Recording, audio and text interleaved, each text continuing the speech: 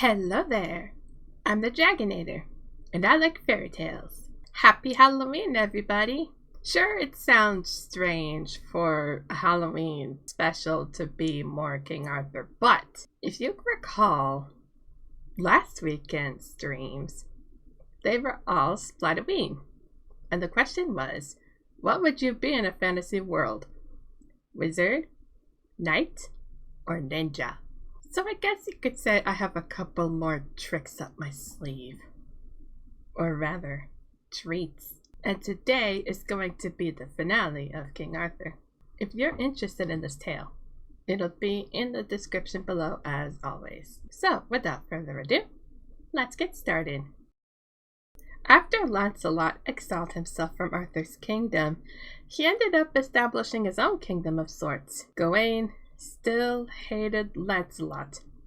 So when pirates and other evildoers kept invading Britain, he told Arthur to invade Lancelot's kingdom.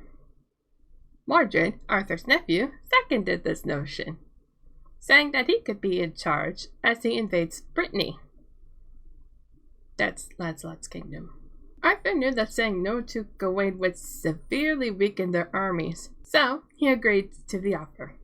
Arthur really just wanted this anger from Gawain to subside, but as the two former allies dealt blows to each other, it wasn't just Gawain's anger that needed to subside.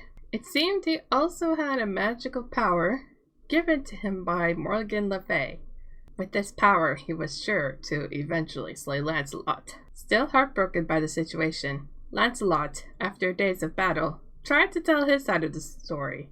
He knew that Gawain was aided in battle by some power. As such, even when he had the upper hand, he wouldn't lay the final blow. Sometime later, there was a message from Sir Bedivere. As if what was going on wasn't horrible enough, Sir Mordred showed his true colors and started the plan to usurp the throne. Arthur immediately went to fight against Mordred and his army of supporters. As the battle against Mordred raged on, Gawain was mortally wounded by one of Mordred's army men.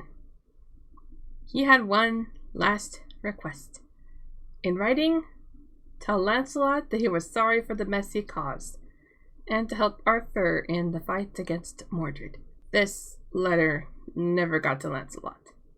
It was taken by one of Mordred's knights. So when Arthur needed Lancelot the most, the knights never came.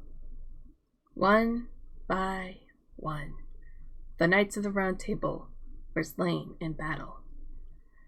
Finally, Mordred and Arthur would fight for the future of the kingdom. Mordred was slain that day, but not without dealing a few blows himself.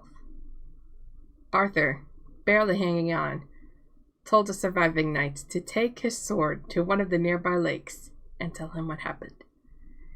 It took 3 attempts to convince the knight to do it, and when he finally threw the sword into the lake, an arm and a hand grabbed it and took it back underwater. Arthur would go to Avalon without Excalibur to try to heal his wounds, but he never made it back to his kingdom alive. Lancelot would hear all of this long after these events took place. He found the gravestones of the king and Sir Gawain. A year later, Guinevere would die as well. Lancelot would be the last of the noble knights to die, and his tombstone was to be close to his king and queen. And thus ends King Arthur and his knights.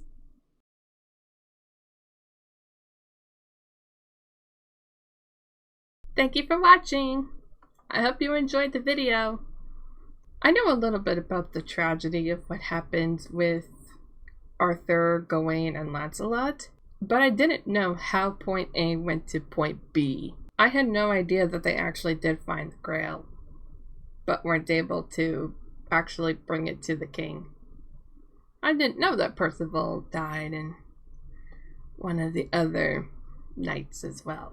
But with that out of the way, next time will be a story about family. One that is hopefully a happier ending. But you know what fairy tales are like. There are going to be a dead parent or two along the way. But in the meantime, stay safe and have a very good rest of your day. I hope to see you soon and have a happy Halloween. Bye!